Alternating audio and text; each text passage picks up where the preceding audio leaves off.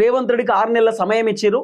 6 నెలల్లో రేవంత్ రెడ్డి తన పైన ఉన్నటువంటి వ్యతిరేకతను పొడగొట్టుకోకపోతే రేవంత్ రెడ్డిని ముఖ్యమంత్రి పదవిలోకి వెళ్ళి తీసేస్తారు. అట్లనే మంత్రులను కూడా తీసేస్తారు. మంత్రులను కూడా మంత్రి పదవిలోకి వెళ్ళి తొలగిస్తారు. రేవంత్ రెడ్డిని ముఖ్యమంత్రి పదవిలోకి వెళ్ళి తీసేసిన తర్వాత కొత్త ముఖ్యమంత్రిని అయితే మళ్ళీ తెలంగాణలో అధిష్టానం పెడతారు కదా, మంత్రులను కూడా కొత్త వాళ్ళనే పెడతారు. రేవంత్ రెడ్డిని తీసేస్తే మంత్రులను తీసేస్తారు. కొత్త సీఎంతో కొత్త మంత్రులు. ఇప్పుడు కర్ణాటకలో జరిగింది. సిద్ధరామయ్యను ముఖ్యమంత్రి పదవిలోకి వెళ్ళి తీసేసారు. డీకే శివకుమార్కు సీఎం పదవి ఇచ్చారు. డీకే శివకుమార్ క్యాబినెట్లో ఉన్నటువంటి వాళ్ళందరూ కొత్త మంత్రులే. సేమ్ తెలంగాణలో కూడా అట్లా జరిగే అవకాశం ఉంది. ఇంకో పెద్ద ట్విస్ట్ ఏంటంటే కాంగ్రెస్ అధిష్టానం మంత్రుల పైన ఒక సర్వే చేశారు.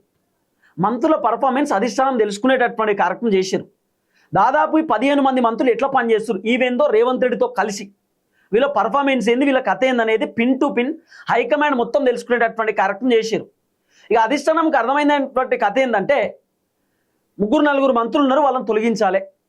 ఈ మంత్రుల పర్ఫార్మెన్స్ ఏం బాగాలేదు, వీళ్ళ వ్యవహారం బాగాలేదు, మంత్రివర్గం నుండి వీళ్ళని తప్పిద్దామనేటటువంటి ఆలోచనలు అధిష్టానం ఉందనేది వినబడుతున్న చర్చ. దీంట్లో ఇంకోటి ఏంది, రేవంత్ రెడ్డి వ్యవహారం మంత్రులకు నచ్చట్లేదు. రేవంత్ రెడ్డి పర్ఫార్మెన్స్ మంత్రులకు ఇష్టం ఉండలేదు. అసలు మంత్రులు రేవంత్ రెడ్డికి ఏమైనా చెప్పాలన్నా రేవంత్ రెడ్డి వింటలేడు. మంత్రులు రేవంత్ రెడ్డిని కలవాలంటే రేవంత్ రెడ్డి అపాయింట్మెంట్ ఇస్తలేడు. రేవంత్ రెడ్డి అన్న ప్రోగ్రాం పోయినా కూడా మంత్రులకు అట్లీస్ట్ ఇంటిమేషన్ ఇస్తలేడట. మంత్రులకు అట్లీస్ట్ రేవంత్ రెడ్డి చెప్తలేడట. ఇన్ఫర్మేషన్ కూడా పాస్ చేస్తలేడు. అట్లీస్ట్ రేవంత్ రెడ్డికి సంబంధించిన టీం ఉంటుంది కదా, టీం కూడా మంత్రులకు చక్కగా చెప్తలేరట. ఇప్పుడు రేవంత్ రెడ్డి మొత్తం జిల్లాల పర్యటన అంటున్నాడు, నియోజకవర్గాల పర్యటన, భారీ బహిరంగ సభలు పెడుతున్నాడు. మరి రేవంత్ రెడ్డి ఒక కాన్స్టిట్యున్సీలో సభ పెట్టినప్పుడు మంత్రులు అందరూ ఉంటే బాగుంటుంది కదా. మంత్రులు అందరూ కూడా మాట్లాడితే ఇంకా బాగుంటుంది. వాళ్ళ శాఖల గురించి వాళ్ళు చెప్పుకోవాలి.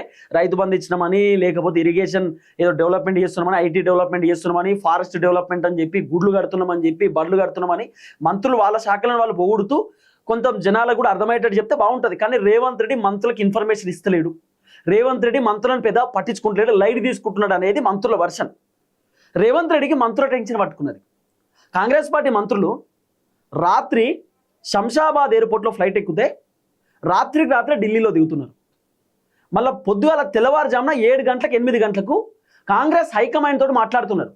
హైకమాండ్ కలుస్తున్నారు. హైకమాండ్తో చెప్పాల్సినవి మొత్తం మంత్రులు చెప్తున్నారు. మళ్ళీ మధ్యాహ్నం 1-2 గంటల కల్లా మళ్ళీ హైదరాబాద్కు వస్తున్నారు. రాత్రికి రాత్రే ప్రయాణం మంత్రులది.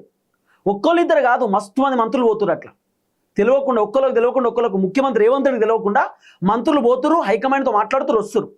డైరెక్ట్ రాహుల్ గాంధీతో కాదు మాట్లాడేది, మళ్ళీ కేసీ వేణుగోపాల్, మల్లికార్జున ఖర్గే, ఏఐసిసి లీడర్లతోటి, రాహుల్ గాంధీకి అత్యంత క్లోజ్ ఉండేటటువంటి వాళ్ళు ఉంటారు కదా, వాళ్ళతోటి అందరితో డిస్కస్ చేసి వచ్చేస్తారు.